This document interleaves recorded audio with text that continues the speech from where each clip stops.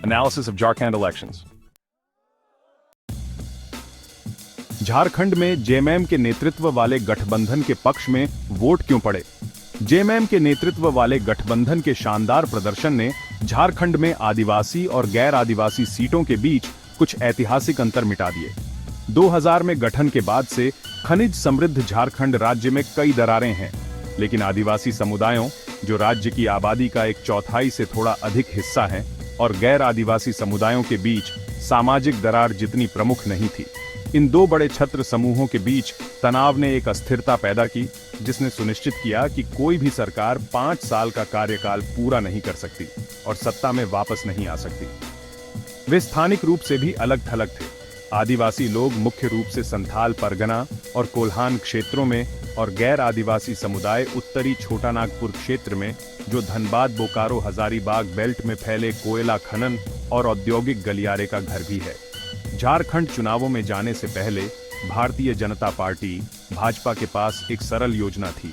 झामुमो के नेतृत्व वाले गठबंधन को आदिवासी बहुल क्षेत्रों तक सीमित रखना, गैर संथाल जनजातियों, मुख्यमंत्री सबसे बड़े आदिवासी समुदाय संथाल से आते हैं, के बीच सोरेन की अपील को रोकना और राज्य के गैर आदिवासी क्षेत्रों में अपनी पकड़ को अधिकतम करना।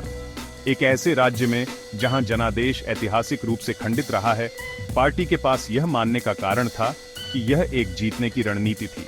खासकर इस गर्मी के आम चुनावों में राष्ट्रीय जनतांत्रिक गठबंधन एनडीए द्वारा सभी 8 गैर आरक्षित लोकसभा क्षेत्रों को जीतने के बाद इसका एक उचित विश्वास था कि आदिवासी गैर आदिवासी फॉल्ट लाइन सांप्रदायिक ध्रुवीकरण को बढ़ावा दे सकती है।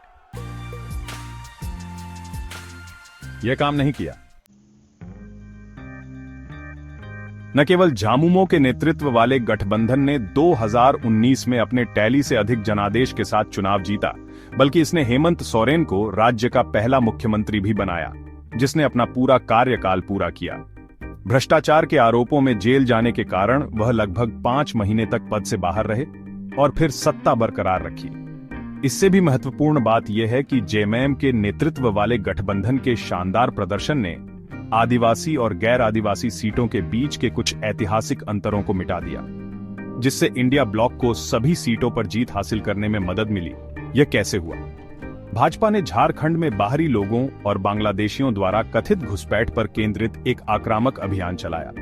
पार्टी ने एक टेलीविजन विज्ञापन जारी किया और एक के बाद एक रैलियों में बताया कि इन बाहरी लोगों का उद्देश्य झारखंड में स्वदेशी समुदायों को बेघर करना है, और यह कि जेएमएम के नेतृत्व वाली सरकार इन बाहरी लोगों को आरक्षण लाभ हासिल करने में मदद कर रही है। रणनीति का उद्देश्य आदिवासी और मुस्लिम वोट बैंकों के बीच दरार पैदा करना था। जेएमएम के नेतृत्व वाले गठबंधन के 2 महत्वपूर्ण आधार जवाब में जेएमएम ने सीधे आरोप पर बात नहीं की, लेकिन केवल इतना कहा कि सीमाओं की सुरक्षा केंद्र सरकार का विशेषाधिकार है। जब भी कोई वरिष्ठ भाजपा नेता घुसपैठ के बारे में बोलता, तो जेएमएम बातचीत को हेमंत सोरेन की कैद और केंद्र सरकार के हाथों एक आदिवासी व्यक्ति के साथ व्यवहार पर ले जाने की कोशिश करता। एक ऐसा मुद्दा जिस पर वह अपेक्षाकृत अधिक आश्वस्त था। आक्रामकता और सहानुभूति के बीच की लड़ाई में बाद की जीत हुई। पूरे अभियान के दौरान सोरेन ने खुद पर ध्यान केंद्रित रखने का ध्यान रखा और भाजपा से बार बार पूछा कि उसका मुख्यमंत्री पद का उम्मीदवार कौन है। भाजपा ने अपने जवाब पर झिझक दिखाई, जबकि कई लोगों को उम्मीद थी कि अगर पार्टी अच्छा प्रदर्शन करती है तो पूर्व मुख्यमंत्री और राज्य इकाई के प्रमुख बाबूलाल मरांडी आगे आएंगे। कुछ समय के लिए ऐसा लग रहा था कि हेमंत के पूर्व सहयोगी चंपई सोरेन, जो उनकी जगह सीएम बने, और फिर दरकिनार किए जाने के बाद जेएमएम छोड़ दिया, खालीपन भर सकते हैं। लेकिन कोल्हान टाइगर की पूरे राज्य में अपील नहीं थी और उनका प्रभाव काफी हद तक उनकी सीट सरायकेला तक ही सीमित था। भाजपा के अभियान को अंतिम झटका एक अप्रत्याशित दिशा से आया। छोटे कटे बाल और आक्रामक लहजे वाले 29 वर्षीय व्यक्ति के माध्यम से जब भी जयराम महतो चुनाव प्रचार के लिए निकलते, एक कार के ऊपर खड़े होकर उनके 2 अधीनस्थ एक एक पैर पकड़ते उन्मादी भीड़ लाउड स्पीकरों के साथ नारे लगाती हुई उनके पीछे पीछे चलती। देखो देखो कौन आया, टाइगर आया, टाइगर आया, और जयराम महतो जिंदाबाद। आत्मसम्मान, नौकरी और आर्थिक सुरक्षा पर ध्यान केंद्रित करते हुए महतो की कुड़मी समुदाय को युवा रूप से संबोधित करने की नीति ने गरीब खनन क्षेत्र में हलचल मचा दी। शनिवार को महतो ने झामुमो के गढ़ डुमरी से मौजूदा मंत्री बेबी देवी को हराकर जोरदार जीत दर्ज की। इससे भी महत्वपूर्ण बात यह है कि उनके झारखंड लोकतांत्रिक क्रांतिकारी मोर्चा के उम्मीदवारों ने 14 सीटों पर खेल बिगाड़ दिया।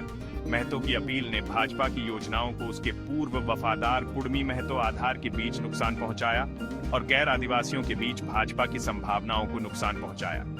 आदिवासी गैर आदिवासी दरार को कुछ हद तक पाट दिया गया था, लेकिन उस तरह से नहीं जिस तरह से भाजपा चाहती थी।